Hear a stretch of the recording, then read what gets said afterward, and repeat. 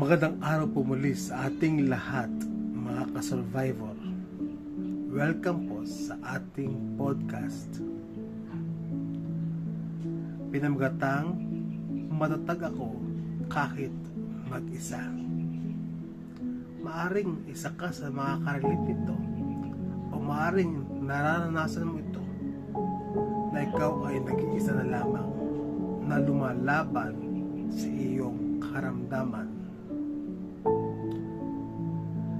Ang podcast na ito ay kung saan pinipili nating tumayo kahit sa mga araw na parang tayo na lamang ang lumalaban. Ako po si Mr. Brave, isang stroke survivor, your stroke coach. At kung sa mga sandali ngayon ay pakiramdam mo na mag-isa kang kumakapit, nandito ka sa tamang lugar. Sabay tayong hihinga, maglalakad at lalaban kahit papaano. May mga araw talaga na bigla ka na lamang mapapatigil, hindi dahil wala ka nang ginagawa, kundi dahil pagod ka na. Pagod sa responsibilidad, pagod sa pakikipaglaban, pagod sa pagiging strong sa mata ng lahat. Kahit na totoo, gusto mo na rin bumigay. Pero ang mas mahirap, yung pakiramdam na wala kang masasandalan. Walang magsasabi na ako muna, mahinga ka na. Walang sasalok kung magkamali ka. Walang tutulong kung madapa ka. At sa gitna ng katahimikan at sa gabi, ikaw lang at yung bigat na hindi mo alam saan isasabit. Pero kung iisipin mo, may dahilan kung bakit ka nandito pa rin at nakikinig sa oras na ito. Hindi pa bumibitaw, hindi pa sumusuko. Kasi kahit wala kang sandalan, meron kang pinanghahawakan. Baka ito yung iyong pamilya, ang iyong pangarap, at ang iyong sarili. Baka dahil alam mo kapag ikaw ay bumigay o bumitaw, mas maraming mawawala. Hindi ka nagpapatuloy dahil hindi ka nasaktan. Nagpapatuloy ka dahil may tao o pangarap na hindi kayang iwanan. Marami nag-aakala na pagiging matatag ay hindi pag-iyak, hindi pagpakita ng kahinaan, hindi pag-amin ng nahihirapan. Pero alam mo, ang tunay na matatag, yung aminado na ikaw ay pagod pero hindi tumatakas sa laban. Yung umaamin na masakit pero hindi iniiwan ang sarili. At minsan, yung tahimik kang nakaupo sa gilid ng iyong kama, nakatingin sa sahig, pero may maliit na boses sa loob mo na nagsasabing, kaya mo pa. Isang araw pa, isang hakbang pa, at susunod mo yun.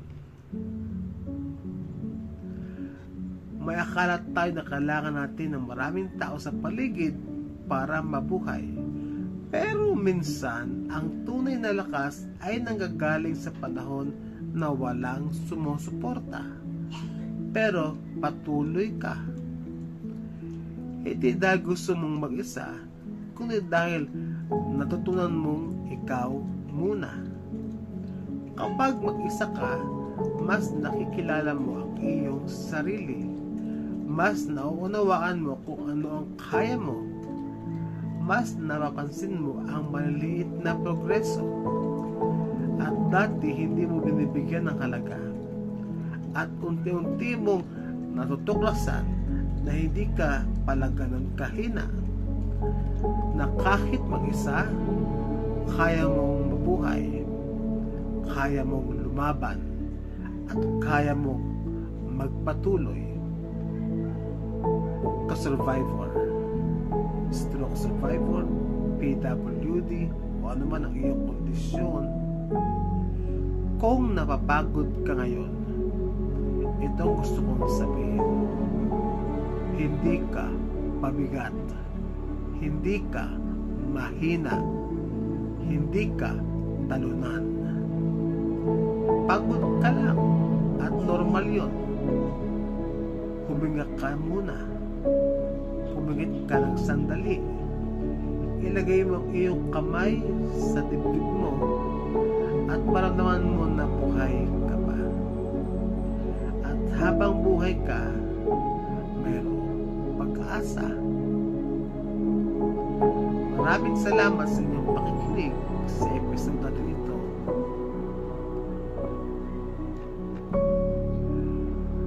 Matatag kahit mag-isa.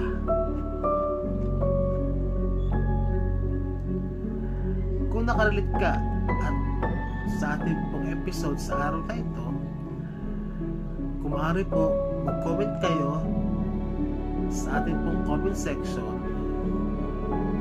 kung ano po ang inyong damdamin. Maraming salamat po, mga ka-survivor. Pakishare po ng ating video para sa mga tao na kailangan din po ng comfort mula sa ating mga katulad ng mga stroke survivor na lumalaban. Lagi po natin tandaan, iba't iba ang ating sitwasyon. Bagamat pare-parehas ang ating physical na nararamdaman, ngunit ang ating mental at emosyonal ay iba't iba ang aspeto. Kaya mahalaga, ka-survivor, na ikaw mismo na nakikinig kayo ay maging ilaw at maging gabay sa katulad nating mga stroke survivor. God bless you.